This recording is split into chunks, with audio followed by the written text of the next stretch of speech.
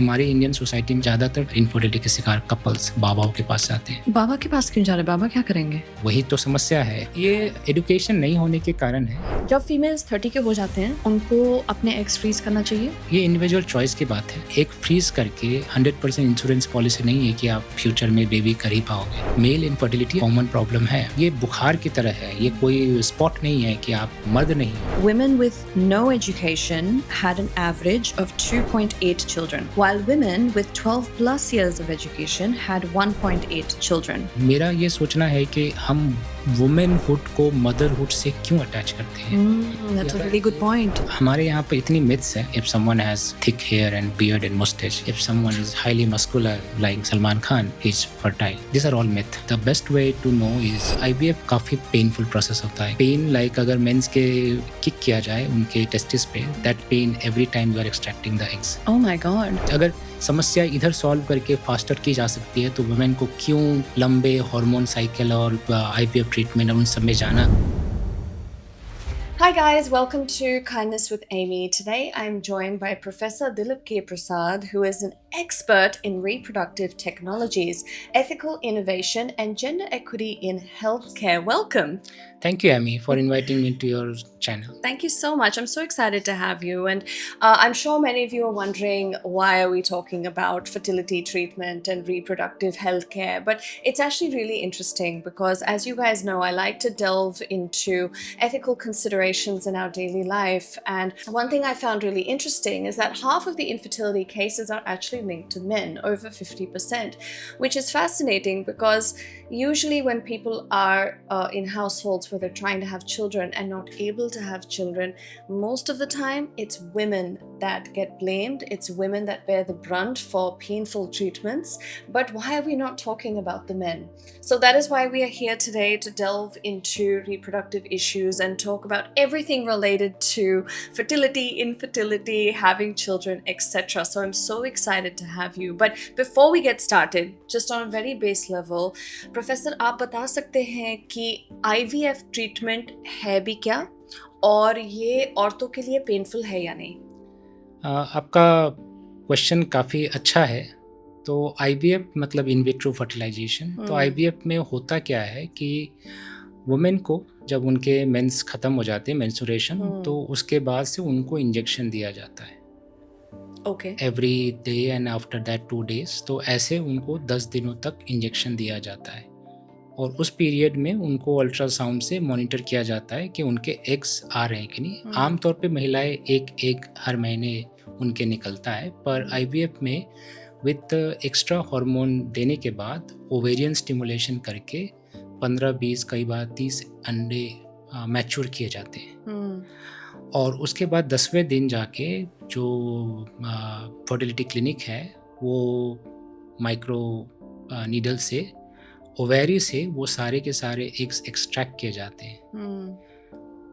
15, 20, 30, और वो भी कई बार जनरल एनेस्थीसिया में किया जाता है, कई बार लोकल एनेस्थीसिया में किया जाता है। और वो काफ़ी पेनफुल प्रोसेस होता है क्योंकि जो अंडों की साइज होती है एक मटर के दाने की तरह होती है। Oh my God. तो अगर ओवेरी से निकल रहा है तो वो काफ़ी पेनफुल है। Wow. It's like pain like अगर मेंस के किक किया जाए उनके टेस्टिस पे, that pain every time you are extracting the eggs. Oh my God. और 10वें दिन ही मेल को अपना स्पर्म सबमिट करना पड़ता है क्लिनिक को, और वहाँ पे बेसिक फिल्ट्रेशन के बाद उस स्पर्म का इस्तेमाल IVF में किया जाता है। और अगर IVF के अगले एडवांस प्रोसेस में जाना है जिसको ICSI कहते हैं, इंट्रासाइक्लोप्लास्मिक सेमिनल इंजेक्शन, तो उसमें डॉक्टर को एक स्पर्म को फिश करना पड़ता है। Wow. और 18 से 20 घंटे लगा के डॉक्टर करीबन 20 से 30 स्पर्म निकाल पाते हैं जो कि गुड क्वालिटी के होते हैं। क्योंकि ज़्यादातर लोग IVF में जाते हैं उनको फर्टिलिटी इशू होते हैं। और 10वें दिन लेने के बाद वो फर्टिलाइज करने के बाद एक ग्लास बोल के अंदर उसको मॉनिटर करते हैं 3 दिनों तक या 5वें दिन। तो देखते हैं कि जो फर्टिलाइज एग है उसकी क्वालिटी क्या है, तीसरे दिन ट्रांसफ़र करना है या 5वें दिन करना है। मतलब मेंस के 13वें दिन या 15वें दिन उस एग्स को 1 अंडा या 2 अंडा जितने भी आपको प्रेफर किया जाता है उनको वापस fallopian tube of the women के ट्रांसफ़र किया जाता है। उसके बाद प्रोसेस नेचुरल हो जाता है, मतलब उसके अच्छा। बाद वो फर्टिलाइज एग ऑटोमेटिकली यूट्रस में आएगा, और अगर इम्प्लांटेशन हुआ या नहीं हुआ 50% चांसेस होते हैं। उसके बाद अगर फर्टिलाइज हो गए तो 3 हफ्ते के बाद अगर यूरिन टेस्ट करेंगे तो पता चलेगा कि आप प्रेग्नेंट हो गए। और अगर ये नहीं हुआ तो ये साइकिल रिपीट होता है। Oh my God. और मैंने अपने खुद के एक्सपीरियंस में जब मुझे पता चला कि ये फर्टिलिटी कितनी बड़ी समस्या है, तो मेरे एक फ्रेंड है, वो 30 से कम ही एज के वो कपल हैं, उनको 18 साइकिल जाना पड़ा। 18। 18 ओह माय गॉड। 18 साइकिल जाके उनको एक बेबी हुई है। ऐसा नहीं है कि उनके प्रेगनेंसी नहीं होती थी, होती थी, पर मिस कैरेज होता था, कभी 6th वीक, कभी 12th वीक, कभी 10th वीक। और सोचो, ट्रीटमेंट में जा रहे हैं, उसके बाद मिस कैरेज हो रहा है, कितना पेन है कपल के लिए और उस वुमेन के लिए। जबकि आपने कहा 50% फैक्टर मेल लेके है, male in factor in fertility है। और आजकल फर्टिलिटी क्लिनिक में मेल को ना तो कई बार टेस्ट करते हैं, कई बार साइकिल जब फेल हो जाता है तब जाके लोग मेल फैक्टर पे फोकस करते हैं। होना तो ये चाहिए कि दोनों को टेस्ट किया जाए ताकि आप सही कारण पता कर लो। और मेल फैक्टर इनफर्टिलिटी को ट्रीट करना काफ़ी ज़्यादा आसान है। अगर छोटी बड़ी समस्याएं हैं तो उसको ट्रीट करना ज़्यादा आसान है। आपको लगता है कि आजकल के मॉडर्न सोसाइटी में जो इनफर्टिलिटी के प्रॉब्लम्स हैं वो बहुत ज़्यादा हैं कंपेयर टू शायद पुराने ज़माने में?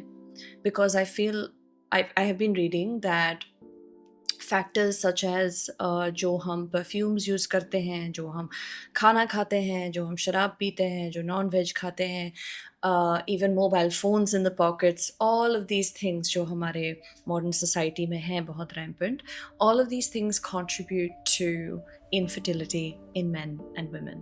So is this true? And if so, what can we do about it? आपका कहना सही है, and to say that the research say that at least in last 50 years the men's sperm count or fertility ability has reduced by 50%. Overall fertility of the human population is going down, but male side, both in western world and in India side, the fertility or sperm count has gone down. Now, जैसा आपने कहा infertility, पहले तो ये जानना पड़ेगा कि infertility क्या होती है। अगर एक कपल है, अगर वो लोग बेबी करना की कोशिश कर रहे हैं, अगर अनप्रोटेक्टेड वो सेक्स कर रहे हैं और 12 महीने में उनको अगर कंसीव नहीं होता है तो मेडिकली उसको कहा जाता है कि they couple are suffering from infertility issue. उस कंडीशन में उनको डॉक्टर्स के पास जाना चाहिए।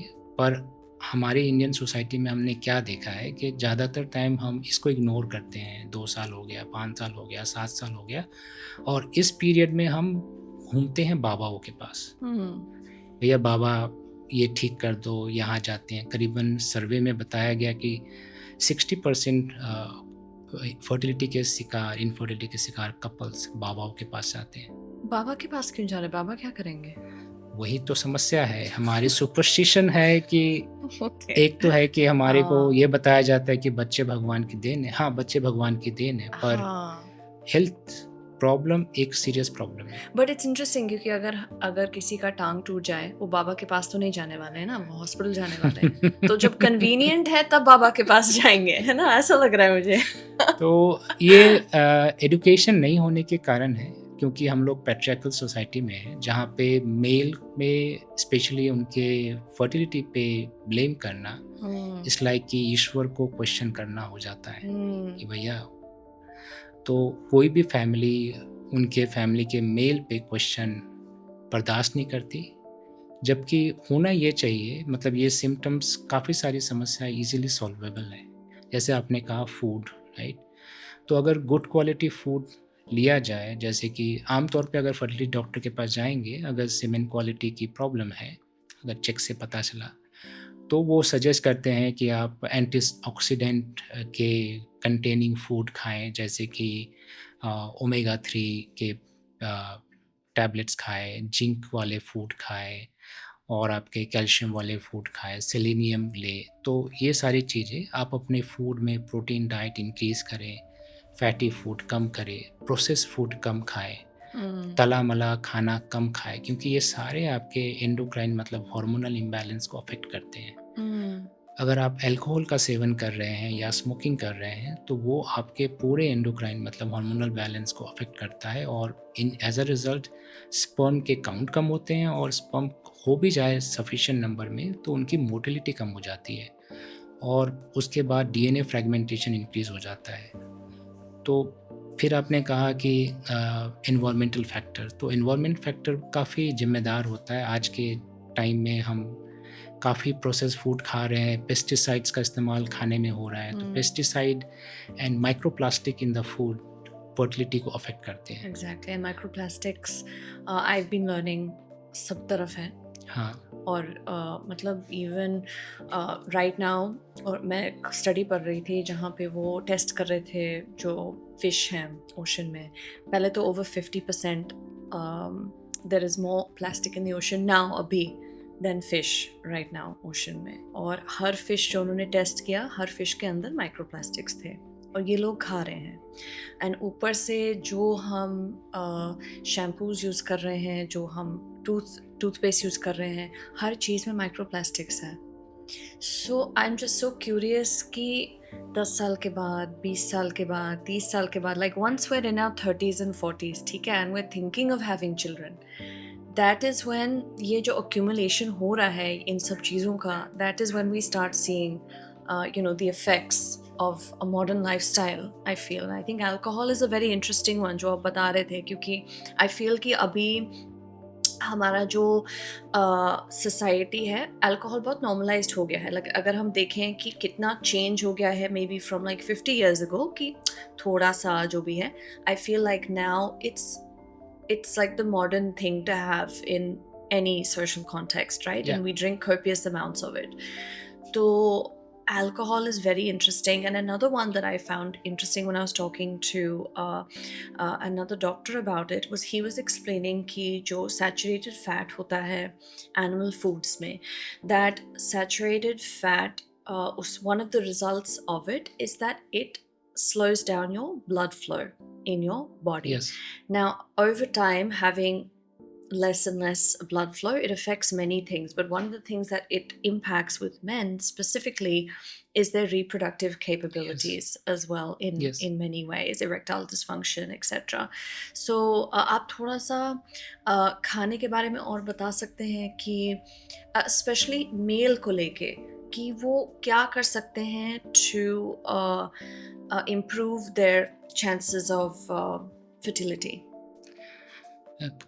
मेल को या फीमेल को खाना सभी को अच्छा खाना चाहिए। हाँ। अच्छा खाने का मतलब ये नहीं है कि ज़ोमैटो या स्विगी में आपने ऑर्डर कर दिया और बिरयानी खा ली। अच्छा खाने का मतलब है न्यूट्रिशियस खाना, जैसे हमारे मम्मी, नाना नानी, दादा दादी बनाती थी, जिसमें बैलेंस्ड प्रोटीन होता था, बैलेंस वेजिटेबल होता था, बैलेंस कार्बोहाइड्रेट होता था, और हमेशा डिफरेंट टाइप की सब्जियां खाने में होती थी, सीजनल फ्रूट्स होते थे। तो वो सारे आहार जो होते हैं वो आपके शरीर में अच्छे पौष्टिक चीज़ें देते हैं। जैसे आप अगर इंस्टेड ऑफ स्नैकिंग पिज़्ज़ा, अगर आप स्नैक में अगर एलमंड्स खाते हैं या वॉलनट खाते हैं तो आपके बॉडी में अच्छे न्यूट्रिएंट्स आपके बॉडी में जा रहे हैं, गुड फैट जा रहे हैं, जैसे ट्रांस फैट नहीं होता है एलमंड्स में, वॉलनट्स में, नट्स में, या नॉर्मल पीनट्स में भी वो सारी चीज़ें नहीं होती हैं। और खाने के साथ आपको हेल्थी लाइफस्टाइल रखनी पड़ेगी, फैट का सेवन कम करना चाहिए। In fact eating too much sweets also affect the semen quality. तो सर हमारे जो फ्रेंड्स हैं सब जो 30s में हैं, मिड 30s में हैं, 40s में हैं, ठीक है, सब यही बात कर रहे हैं कि उनको अपने एग्स को फ्रीज करना है, because they've passed the biological clock, they have to freeze their eggs in order to have a child. But it's interesting क्योंकि मेरे जो मेल फ्रेंड्स हैं जो 40s में हैं, 30s में हैं, मेल के साइड से कुछ बात नहीं होती है in terms of what they should be doing to preserve their sperm or protect their fertility or anything like that. I feel like जो ये burden होता है ना चाइल्ड बर्थ तो छोड़ ही दो, वो तो दूर की बात है। ओके, जो बर्डन होता है बच्चों को लेके, it is all on the women, and we are the ones who are thinking कि एग्स फ्रीज करो, पेनफुल ट्रीटमेंट्स करो, फिर उसके बाद आईवीएफ करो, फिर उसके बाद 9 महीने के लिए हैव द बच्चा, एंड देन हैव द बच्चा, एंड देन रेज द बच्चा। It's all on us. And why do you think that is? Like, why is it that the men do not think about the quality of their sperm, and why is that not a conversation? Your point is quite right, sadly, but it is true that all the burden is going to the women. Uh, so let me tell you about the freezing the egg thing. Like, if you go by the IVF success rate, so in the freezing the egg process is similar to IVF. It's only that you extracted the egg and you have frozen the egg into a certain type of freezer with certain ये chemicals. Painful है? ये उतना ही painful है जितना IVF में होता है, Oh my God. क्योंकि एग तो आपको एक्सट्रैक्ट करना ही पड़ेगा। हाँ। वही 15-20 एग आप एक्सट्रैक्ट करोगे, और जब आप फ्रीजिंग एग करने जाते हो तो डॉक्टर हाइपर स्टिमुलेशन करके करीबन 30x करते हैं। अब आपको ये सोचना पड़ेगा, आपने कहा कि लोग फ्रीज कर रहे हैं। हाँ, अगर IVF का सक्सेस रेट देखें तो अगर वुमेन 30 से नीचे हैं तो उनका सक्सेस रेट इन IVF 60-70% होता है। इसीलिए ये एडवाइस किया जाता है कि IVF जो प्रेगनेंसी अभी नहीं कर रही है तो वो एग को फ्रीज कर दे, पर ये कोई सिक्योर 100% इंश्योरेंस पॉलिसी नहीं है, क्योंकि IVF में भी नंबर ऑफ साइकिल आपको जाना पड़ता है, एक साइकिल में सक्सेस नहीं मिलती है। तो अगर मान लीजिए आपने 30 के पहले फ्रीज करके रख दिया और आपकी एग की क्वालिटी अच्छी नहीं थी, तो आपको तो सिमिलर साइकिल में जाना ही पड़ेगा। तो और IVF का ये एग फ्रीजिंग बहुत एक्सपेंसिव है, इन जनरल पॉपुलेशन के लिए तो अफोर्डेबल नहीं है, क्योंकि cost of egg freezing is almost closer to the IVF cycle. और रही बात मेंस के लिए कि मेन को स्पर्म फ्रीज करने का, या तो मेन के स्पर्म को नॉर्मली फर्टिलिटी क्लिनिक फ्रीज नहीं करने बोलते हैं अगर स्पर्म की क्वालिटी अच्छी नहीं है तो।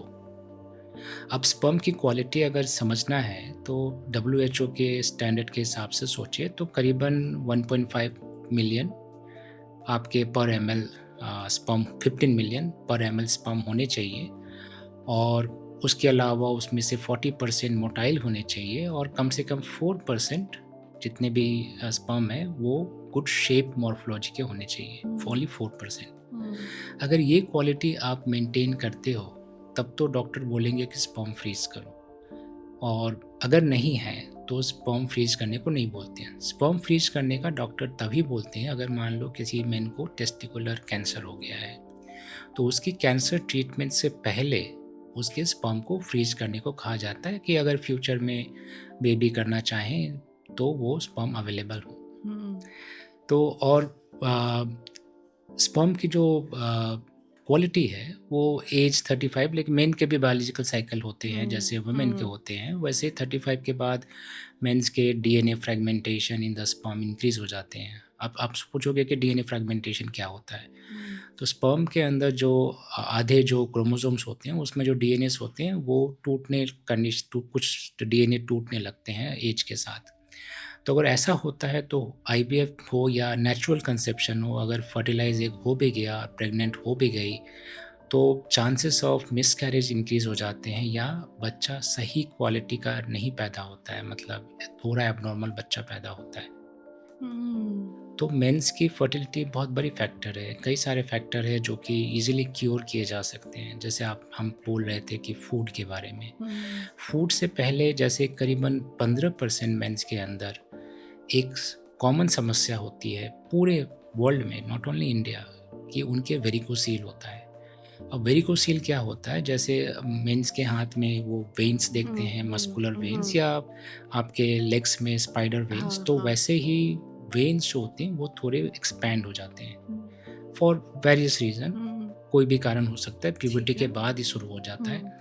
और उसमें 3 टाइप के ग्रेड्स होते हैं। ग्रेड 1 तो वो अल्ट्रासाउंड में ही पता चलता है, लेकिन ग्रेड 2 और 3 मेन खुद भी आईने में देख के पता कर सकते हैं।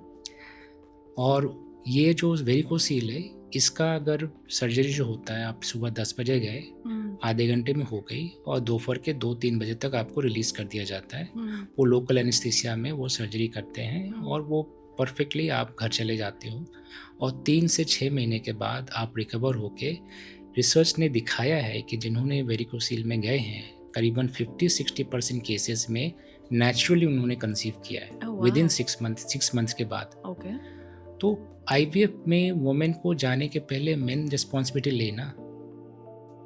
अब वेरिकोसील के बाद है कि सीमेन की क्वालिटी अच्छी नहीं है, तो डॉक्टर बात करते हैं कि आप क्या खा रहे हो, क्या नहीं खा रहे हो, स्ट्रेस है कि नहीं है। तो स्ट्रेस वगैरह कम करके, खाना पीना बेटर करके, मोटापा कम करके, ये सब करके आपके सीमेन क्वालिटी इम्प्रूव हो जाते हैं। उसके बाद आप नेचुरली भी कंसीव कर सकते हो या आईवीएफ में आपके सक्सेस रेट इम्प्रूव हो सकते हैं।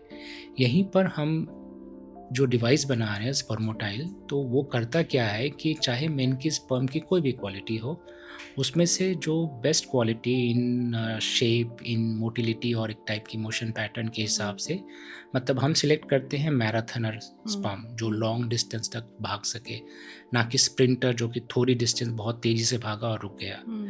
तो हमारी डिवाइस वो चाहे स्पर्म की कैसी भी क्वालिटी हो, उसमें से बेस्ट क्वालिटी का स्पर्म निकाल देता है और जिससे आईवीएफ के सक्सेस रेट इम्प्रूव हो जाते हैं। तो पहले हमें ये एक्सेप्ट करने की ज़रूरत है कि भाई ये एक कॉमन समस्या है। मेल इनफर्टिलिटी या इनफर्टिलिटी एक कॉमन प्रॉब्लम है। अराउंड 18-20% लोगों को अगर प्रॉब्लम है तो ये कॉमन है। ये डायबिटीज़, ब्लड प्रेशर की तरह कॉमन है। इसको टैबू नहीं बनाओ कि हाँ क्या हो गया, क्या नहीं हुआ। हर चीज़ का ज़्यादातर केसेस में इलाज है। फर्टिलिटी डॉक्टर के पास जाए, बाबाओं के पास ना जाए। मेल इनफर्टिलिटी जो है, जितना हम स्ट्रेस लेते हैं हर रोज़, what impact does stress have on male infertility? Stress जब स्ट्रेस होता है तो कॉर्टिसोल हार्मोन रिलीज़ होता है। अब जब कॉर्टिसोल हार्मोन रिलीज़ होता है तो आपके सेमेन की क्वालिटी पुअर हो जाती है, स्पर्म काउंट कम हो जाते हैं। स्पर्माटोजेनेसिस मतलब स्पर्म प्रोडक्शन का जो प्रोसेस है, मतलब प्रोसेस क्या है कि आज जो स्पर्म निकल रहा है मेल का, उसकी शुरुआत आज से 73 to 90 डेज पहले शुरू हुई थी। ओह, ये sperm production non stop process है। अच्छा। तो आज जो निकल रहा है वो 73 दिन या 90 दिन पहले शुरू हुआ था। तो अगर आपके पिछले 2-3 महीनों में स्ट्रेस था और बाकी सारे फैक्टर्स थे, तो आपके स्पर्माटोजेनेसिस प्रॉपर नहीं हुई। अगर नहीं हुई तो स्पर्म प्रोडक्शन प्रॉपर नहीं होगा। अगर आज आप अपनी लाइफस्टाइल बेटर कर लेते हो, स्ट्रेस बेटर हो जाता है, बाकी सारे फैक्टर इम्प्रूव कर लेते हो, तो अगले 3 महीने के बाद आपकी क्वालिटी बेटर हो जाएगी, आप बेटर कंसीव कर पाओगे, आईवीएफ में भी सक्सेस रेट बढ़ जाएगा। तो मेन को अगर ज़्यादा रिस्पॉन्सिबली अपने आप को ले या बात करे, रिप्रोडक्टिव हेल्थ के बारे में बात करिए। ये बुखार की तरह है, ये कोई स्पॉट नहीं है कि आप मर्द नहीं हो। मर्द होना और सेमेन क्वालिटी का गुड होना में कोई रिलेशन नहीं है, इस दो सेपरेट फैक्टर है। हाँ, लेकिन लोगों को लगता है ऐसा है ना कि फैमिलीज में कि अगर लड़के में कोई खराबी है, देन नहीं नहीं नहीं, हमारे लड़के में कोई खराबी नहीं है, मतलब ये तो हम बात ही नहीं कर सकते इसके बारे में, ऐसा है।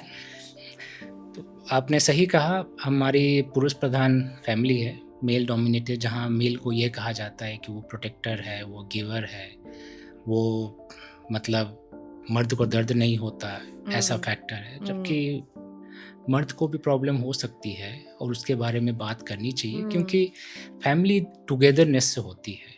एक को ब्लेम करने से या एक को जाने से, अगर समस्या इधर सॉल्व करके फास्टर की जा सकती है, तो वुमेन को क्यों लंबे हार्मोन साइकिल और आईवीएफ ट्रीटमेंट और उन सब में जाना। अगर यहाँ सॉल्व करके, अगर प्रॉब्लम यहाँ पर थी, सेमेन क्वालिटी की थी या वेरिकोसील की थी या और कोई समस्या है, अगर वो सॉर्ट की जा सकती है तो वो तो ईजी होता है सॉल्व करना। उनको तो कोई बहुत मैसिव सर्जरी वगैरह में जाना भी नहीं होता है।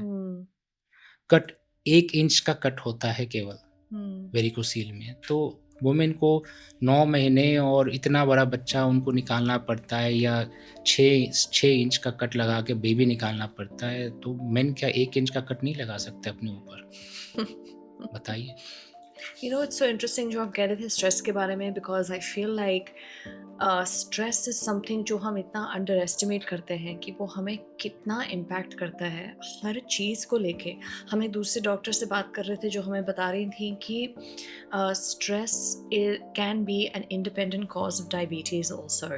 And I find you know when we talking now कि इनफर्टिलिटी का भी वो इम्पैक्ट कर सकता है, इट्स जस्ट सो क्रेजी कि स्ट्रेस हर चीज़ को हमारे बॉडी में कितना इम्पैक्ट करता है। हम ज़्यादा सोचते भी नहीं है। इट्स लाइक हम नॉर्मल समझते हैं कि ओ हम स्ट्रेस्ड हैं वर्क पे या हम स्ट्रेस्ड हैं, और हम ज़्यादा कुछ करते नहीं हैं स्ट्रेस के बारे में। It's like it's just accepted that we are just stressed. आपका कहना काफ़ी सही है। अभी जब हम शुरू में बात कर रहे थे कि पिछले 50 सालों में फर्टिलिटी ह्यूमन पॉपुलेशन की कम हुई है, मल्टीपल फैक्टर्स हैं। वन ऑफ द फैक्टर्स ये भी है कि हमारी लाइफ काफ़ी स्ट्रेसफुल हो गई है। स्पेशली हम डिलेड मैरिज कर रहे हैं क्योंकि हम कैरियर में स्टेबल होना चाह रहे हैं, और जब प्राइम फर्टिलिटी टाइम चला जाता है उसके बाद हमको रियलाइज़ होता है कि हमें बच्चे करने हैं, और दैट्स अराउंड 35-40 की एज में जाके Yeah. हम सोचते हैं। उस समय ऑलरेडी फर्टिलिटी के सक्सेस रेट कम हो जाते हैं। इवन आईवीएफ में भी अगर जाएँ 35 के बाद सक्सेस रेट 15%, 20%, या अगर 39 में चले गए तो 6-7% चले जाते हैं। ओह 6-7% अगर आईवीएफ का स्टैटिस्टिकल सक्सेस रेट है तो आपको सोच लीजिए कितने साइकिल जाना पड़ेगा। और अगर चांसेस इतना कम है तो पॉइंट ही क्या है मेरे हिसाब पॉइंट से। है, पॉइंट है, क्यों नहीं? अगर आप बेबी करना चाहते हैं तो हर पॉसिबल ऑप्शन।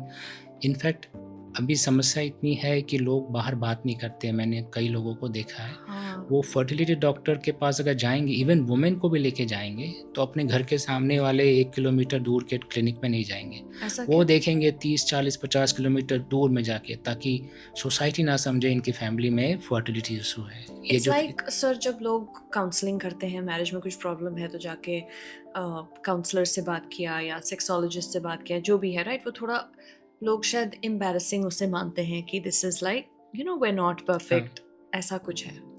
ये एकदम सही है। मैंने कई लोगों को देखा है, वो अपने आसपास नहीं बात करेंगे, बात ही नहीं करना चाहते हैं, क्योंकि जैसे बात करोगे वैसे ही अरे इसके ये प्रॉब्लम है, उसके ये प्रॉब्लम है, एंड देन हमारा जो मेल को जो ग्रो किया जाता है कि भैया आप ही सुपर स्ट्रांग हो, आप में तो कुछ भी नहीं प्रॉब्लम हो सकता। और इस वजह से होता क्या है कि जैसे ही पता चलता है मेल को कि यार उनके अंदर फर्टिलिटी इशू है जो कि सॉल्वेबल है, पर वो डिप्रेशन में चले जाते हैं। कईयों की सुसाइडल टेंडेंसी हो जाती है, कईयों के उसके बाद परफॉर्मेंस इशू शुरू हो जाते हैं। वो अपने पार्टनर के साथ इमोशनल रिलेशनशिप में जाने में प्रॉब्लम होने लगती है उनको। जबकि इन सब का एक्सेप्ट करो कि ये नॉर्मल समस्या है जो सॉल्वेबल है, तो बेटर हो सकती है। ये समाज को मोर एंड मोर इस पे बात करने की ज़रूरत है। अगर 50% समस्या मेल की वजह से हो रही है तो हम क्यों ना बात करें। Exactly exactly. तो सर मैं पढ़ रही थी that in India every 8 minutes a child is kidnapped, and over 800,000 women and children उनको किडनैप किया जाता है for human trafficking, and over 80% of those 800,000 sex workers sex के work में चले जाते हैं। and I feel like जो आज हम सब बात कर रहे हैं, it's part of a much wider context in terms of कि हम औरतों को इस कंट्री में कैसे देखते हैं कि उनका प्लेस क्या है वर्ल्ड में, you know as objects for sex, as objects for reproducing children. मतलब ये जो परसेप्शन है वुमेन को लेके, I feel that that has to shift, and I wanted to know your thoughts on it कि आपको क्या लगता है कि ये जो जैसे हम देखते हैं औरतों को, इनका प्लेस क्या है सोसाइटी में, हम इसको बदलें कैसे? आपका कहना काफ़ी सही है, अनफॉर्चुनेटली बहुत सैड भी है। पर सोचिए, हमारा समाज एक हिपोक्रेट समाज है, जहाँ हम देवी दुर्गा, देवी सरस्वती, फीमेल गॉडेस की इतनी पूजा करते हैं, और हम उपवास करते हैं, जैसे नवरात्र का उपवास करते हैं। आप उस समय भी देखिएगा कि ये सारी घटनाएं बढ़ती जा रही है। लेकिन जहाँ अपने सोसाइटी में वुमेन की बात आती है तो वहाँ पे उनको एज हम ऑब्जेक्ट देखते हैं कि अगले प्रोजेनी बढ़ाएंगी, या फिर केयर गिवर देखते हैं। वुमेन को एक प्रॉपर इक्वल ट्रीटमेंट मिलता ही नहीं है हमारा समाज वुमेन को इक्वल समझता ही नहीं है, हर बार सेक्रीफाइस वुमेन को करना है। इस वजह से वुमेन जो ग्रो भी हो रही हैं, जो अनइक्वल वे से ग्रो हो रही हैं, तो वो इसको एक्सेप्ट कर लेती हैं कि उनका यही पोजीशन है। उनको पता भी नहीं है कि उनके साथ मिसट्रीटमेंट हो रहा है। हाँ, क्योंकि और तो कुछ मालूम नहीं है। उनको तो वही देखती आ रही है ना, हम्म। माताओं को देख रही हैं, अपनी ग्रैंड मदर को देख रही है, उनको वही शिक्षा मिल रही है। तो पहली बात है कि सॉल्यूशन क्या है? तो पहला तो सॉल्यूशन है कि हार्शर पनिशमेंट हो, और इसके ऊपर गवर्नमेंट के नो नॉनसेंस एक्टिविटी हो, जो जो लॉ इन्फोर्समेंट हो, बिना किसी रोक टोक के हो। दूसरा है कि एडुकेशन कराना, बोथ मेल एंड फीमेल को from the schools, from the family educate करो कि भैया वुमेन को एक इक्वल ट्रीटमेंट देना है, दे आर इक्वल। जैसे वेस्टर्न सोसाइटी में वुमेन को काफ़ी इक्वल ट्रीटमेंट दिया जाता है, हमारे यहाँ भी होने की ज़रूरत है। और तीसरी बात है कि मेन को हमें ज़्यादा पढ़ाने की ज़रूरत है कि भाई तुम अपनी रिस्पॉन्सिबिलिटी लो और वो इक्वल है। तो it's a problem of social justice, right? Socially आप इसको सॉल्व कर सकते हैं। ये ऐसा प्रॉब्लम नहीं है कि झंडा लेके ही हो सकता है, सबको मिलके करना पड़ेगा। एंड इट इज़, जो आपने सेकंड पॉइंट बोला था एजुकेशन के बारे में, सो मैं कुछ पढ़ रही थी, मैं आपको बताती हूँ। So I was reading this report, okay? It said that according to the NFHS 5 2019 to 21 report, women with no education had an average of 2.8 children, okay, with no education, while women with 12 plus years of education had 1.8 children, meaning that educated women are choosing to have less children. And it's interesting because I feel कि education is truly the key for everything in terms of women being more empowered to understand कि हमें क्या चाहिए, हमें क्या करना है, हमारे rights क्या हैं, and also men को लेके, ताकि वो समझें कि औरतें भी same हैं, वो हमसे कम नहीं है, and also to learn how to interact and how to respect women. So I think education is truly the key to everything, and I really wish that was a bigger focus. I mean, globally, but also in India, I feel it would solve so many of our social problems that we see today. True. The statistics are true कि educated women are able to manage their family life better. So they are making a wise decision about how many children they want to have it, or they don't want to have it. हम women को केवल children पैदा करने के लिए ही क्यों सोचा? अगर कोई choose करता है कि मुझे नहीं करना है, तो यार let respect the choice. Yeah. पर बहुत प्रेशर, क्योंकि मैं अभी अपने 30s में हूँ और हमने डिसाइड किया था कि मुझे बच्चे पैदा नहीं करना है, I want to adopt, okay. और किसी ने हमसे बोला था कि ये काफ़ी सेल्फिश डिसीजन है जो आप ले रही हैं। हम लाइक, ये सेल्फिश इसमें कहाँ से हो गया? हम एक बच्चे को घर देना चाह रहे हैं जिसके पास घर नहीं है। I think that's quite a nice thing, no? And but it's interesting कि वो थॉट आया भी क्यों किसी के माइंड में, that it's a selfish thing that I am choosing not to have a child. And to me that's a reflection of the society कि you know, a woman's place in society is to serve the man, is to be an object for objectification and to have children. That's it. और क्या? Unfortunately ऐसा ही समाज का perception है, और your thoughts are quite noble कि you want to adopt a child and give the child a family. इसको respect करना चाहिए। अगर नहीं चाहते हैं तो क्यों? मेरा ये सोचना है कि हम वुमेनहुड को मदरहुड से क्यों अटैच करते हैं? कि अगर एक वुमेन मदर नहीं बनी बायोलॉजिकली, तो ऐसा लगता है जैसे कि इनकम्प्लीट हो। आप सुनोगे यू आर इनकम्प्लीट बिकॉज आपने मदर नहीं बने। तो समाज को जानने की ज़रूरत है कि इंडिविजुअल चॉइसेस हो सकती है। कोई नहीं चाहता है तो नहीं चाहता है, इसमें प्रश्न चिन्ह लगाने की क्या ज़रूरत है कि भैया तुम सेल्फिश हो या तुम ये हो या तुम वो हो। कोई अगर 3 बच्चे कर रहा है या 5 कर रहा है या 10 कर रहा है, या उसकी चॉइस है, और कोई 1 कर रहा है या नहीं कर रहा है, वो उसकी चॉइस है। एग्जैक्टली। Exactly right. तो सर सेक्स सिलेक्शन जो है वो इंडिया में इलीगल है करना, हाँ। बट आई फील लाइक कि आईवीएफ क्लिनिक्स श्योरली कुछ लूप होल्स होंगे लोगों के लिए कि वो अपने जेंडर को सिलेक्ट कर सकते हैं, कुछ एट्रीब्यूट सिलेक्ट कर सकते हैं अपने बच्चे को लेके। Do you think people are getting away with sex selection through IVF? India के सारे क्लिनिक ऐसा कर रही हैं, ऐसी बात नहीं है। और हाँ। एक्चुअली सेक्स सिलेक्शन इलीगल है, तो डायरेक्टली तो लोग नहीं कर रहे हैं। पर मैंने ये सुना है कई सारे लोग जो आईवीएफ ट्रीटमेंट में गए हैं, जहाँ पे कुछ clinics under the guys of medical necessity वो एम्ब्रॉयो ग्रेडिंग कर रहे हैं, और वो हिंट में बताते हैं कि हम best of the best embryo आपको ट्रांसफ़र किए हैं, जिसका कहना का मतलब होता है कि आपको सन होगा। वाओ। और आप ऐसे क्लिनिक में जब जाते हो तो आप ऐसे ही हिंट में बातें करते हो, best of the best embryo हमें चाहिए, तो वो करते हैं। अब सेक्स सिलेक्शन इंडिया में इलीगल है क्योंकि मेल एंड फीमेल रेशियो काफ़ी है, प्रॉब्लमेटिक है। फीमेल भ्रूण हत्या, फीमेल फीटिसाइड काफ़ी ज़्यादा है अपने भारत में। कम हो रही है पर अभी भी कुछ जगहों पे काफ़ी ज़्यादा है। वेस्ट में तो आप सिलेक्शन कर सकते हो, अगर आईवीएफ में जाते हो आप मेल फीमेल कर सकते हो। अगर आपको सिलेक्शन करना है, अगर थाईलैंड में जाके आईवीएफ करते हो तो वहाँ भी आप सेक्स सिलेक्शन कर सकते हो। अब आपने कहा कि डिज़ाइनर बेबी की बात की कि आपको ऐसे कलर्स के बाल चाहिए, ऐसे कलर्स की आँखें चाहिए या स्किन चाहिए, वो तभी पॉसिबल है अगर आपने डोनेटेड स्पर्म से आईवीएफ किया हो। अच्छा, ओके। क्योंकि अगर आपका जो पार्टनर है उसके अगर ब्लू आइज़ नहीं है तो बच्चे के ब्लू आइज़ नहीं होगी। तो आप अगर जाते हो जहाँ पे डोनेटेड स्पर्म से करते हो तो वहाँ पे वो ग्रेडिंग रहती है स्पर्म के, आँखें कैसी थी, माँ पिता का नाम तो होता नहीं है लेकिन बाकी सारी ग्रेडिंग होती है। फेयर स्किन था, हाइट इतनी थी।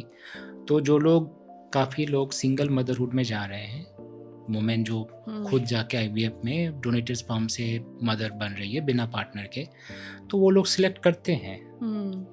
पर इंडिया में भी अगर डोनेटेड स्पर्म में जाते हो तो क्लिनिक कर रही होगी इस पे, जो कि अनएथिकल तो है लेकिन अब चल रहा है। Why is there a preference for male babies India में? It's a very big question. You have to go through the various religions. Almost all the religion exist in India, 8 or 9 of them. Every religion talk about procreation and the lineage creation, except the Jainism, where asceticism is considered the best thing, where not having a baby is the best thing. So because it is a deep rooted in our mindset that male is our lineage procreator, lineage carrier, so having a male child or a child has become a primary factor in our Indian society. And since it is a 4,000-5,000 years of historically, we are being mentally tuned for, no matter which religion you follow, we are tuned for it. It will require another few generation and proper equal education and equal proper societal discussion and awareness. We will be able to overcome it. That's very interesting because हमने बहुत देखा है ये कि families बात करते हैं कि लड़का हो जाए तो सही है, लड़का हो जाए तो अच्छा होगा, you know. And I am born in India but grown up in Australia. तो मेरा ऐसा viewpoint हमें कभी मिला नहीं है कि there's a preference for males या ऐसा कुछ. I've grown up in a very thankfully gender equality place. So I found it very interesting यहाँ कि ये है ये bias males को लेके. So one thing I wanted to ask you is जब females 30 के हो जाते हैं उनको अपने eggs freeze करना चाहिए? ये इंडिविजुअल चॉइस की बात है. एक फ्रीज करे ना करे इस मेडिकल प्रोसेस है. ऐसा नहीं है कि हर किसी को फ्रीज करना चाहिए.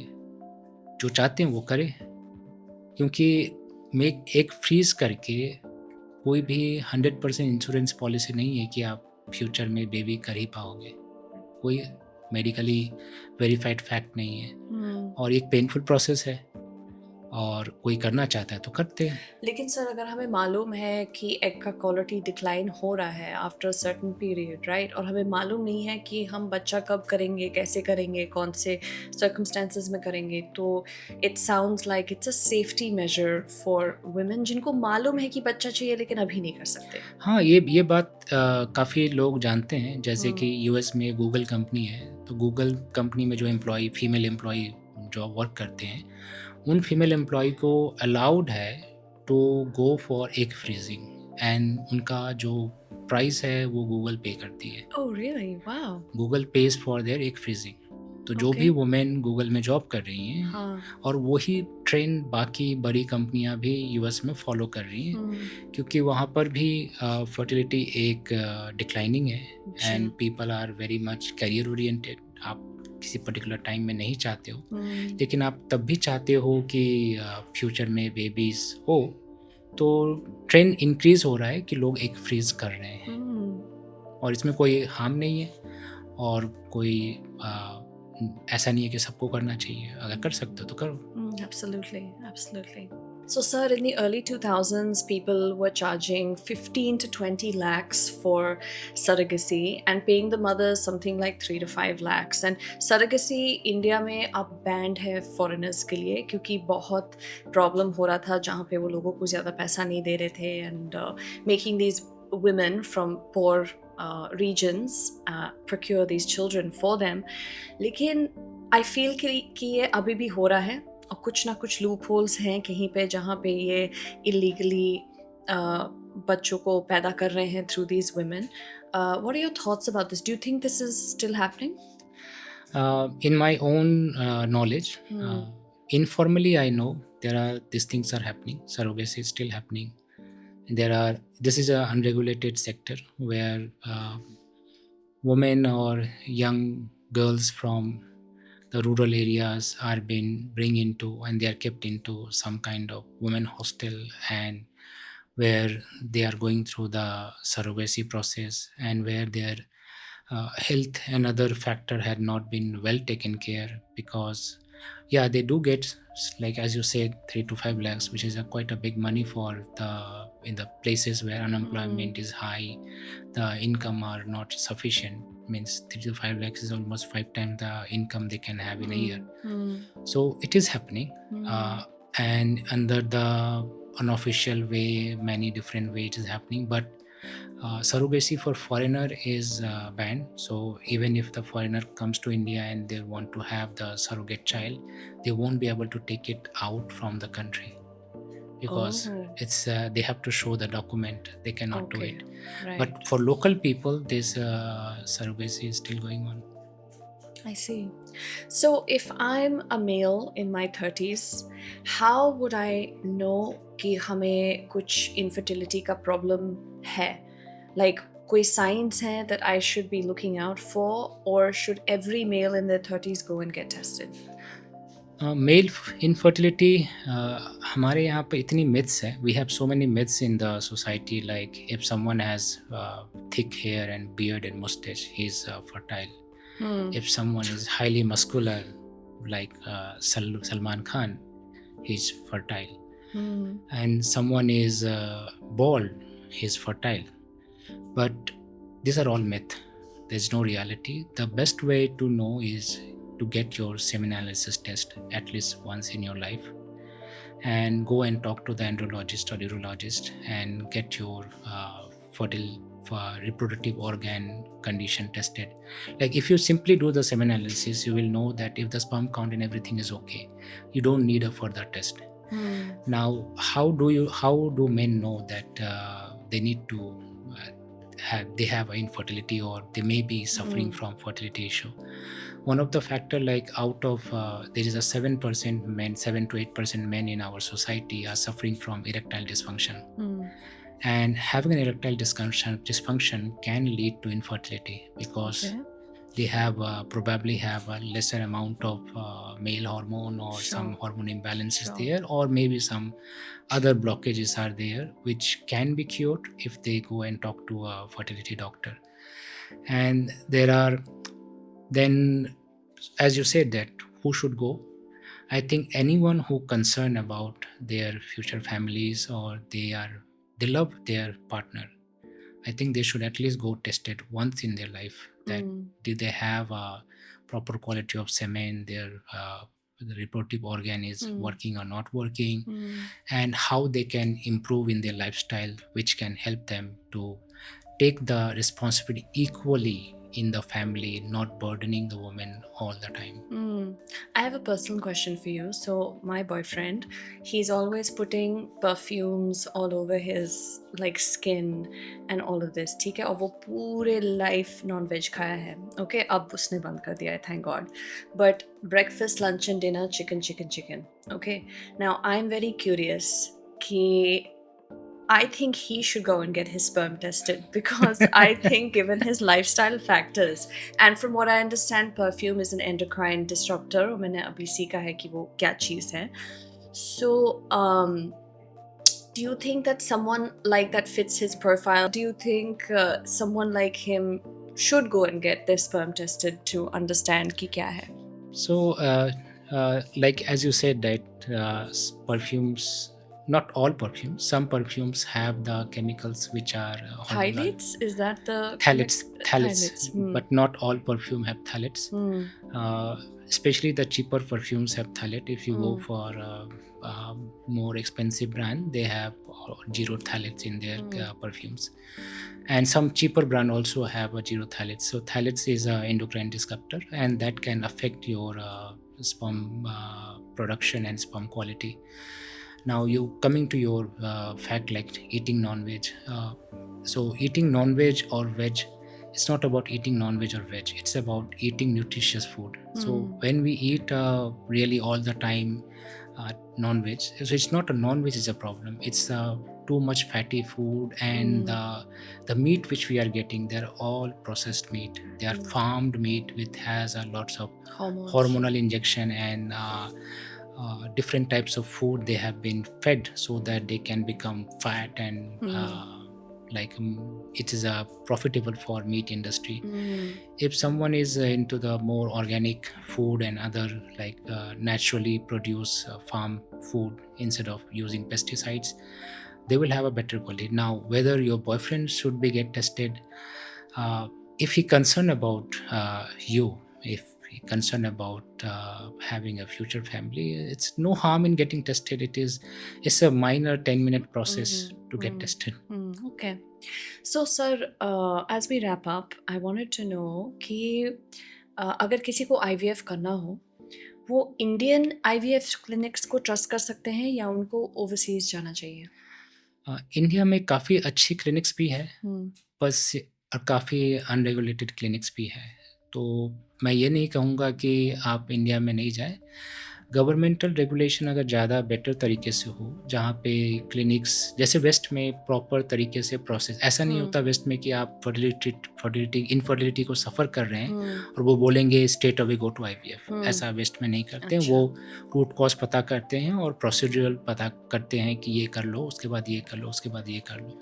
पर यहाँ पर since health care is a money making industry, तो आप काफ़ी सारे रेगुलेटेड एंड अनरेगुलेटेड क्लिनिक्स हैं जहाँ पे आप जाते हो तो बोलते हैं कि straight away go IVF, and then सारा का सारा ट्रीटमेंट फीमेल के हो जाता है around, because that is more expensive and money making. और कितना कॉस्ट होगा IVF का? इंडिया में आम तौर पे नॉर्मल अगर IVF में जाते हैं तो 3 लाख तो 3.5 लाख में हो जाता है. Okay. और अगर आप मान लो कि थाईलैंड में जाते हो तो that's equivalent to 5.5 to 6 lakh. अगर वहाँ पे अगर DNA फ्रेगमेंटेशन वगैरह चेक वगैरह भी कर रहे हो तो 8 से 9 लाख में वहाँ पर होगा. अब अगर आप वेस्ट में जाते हो जैसे US में, तो वहाँ पे 30,000 लाइक 26 लाख रुपए 3 साइकिल का वो फिक्स चार्ज कर लेते हैं. But how do you know कि क्लिनिक रेगुलेटेड है या अनरेगुलेटेड यहाँ पे? वहाँ पे जो जाने वाले पहले टेस्ट किए हुए लोग हैं, आप उनसे बात कीजिए. और आपके आसपास आप जब बात करोगे, अगर आप मान लो कि कोई कह रहा है कि वहाँ जाओ वो मेल बच्चा पैदा करता है, तो आप समझ लो कि वो अनरेगुलेटेड है. तो ये वर्ड ऑफ माउथ से आप पता कर सकते हो कि वो प्रॉपर क्लिनिक है या नहीं है. और काफ़ी अच्छी क्लिनिक्स हैं इंडिया में. I am hopeful. कि IVF in India has a bigger future. I feel like there should be some governing body, something that, so that people know कि हम यहाँ पे जाएं. It's a single point of truth कि जो भी clinics इस body के साथ associated हैं, ये regulated हैं, ये safe हैं. Because अगर word of mouth पे हम rely कर रहे हैं या थोड़ा ऐसे, the chances of making a mistake or wasting money or being misguided, it seems like it could be there. I agree to your point. ऐसा होना चाहिए.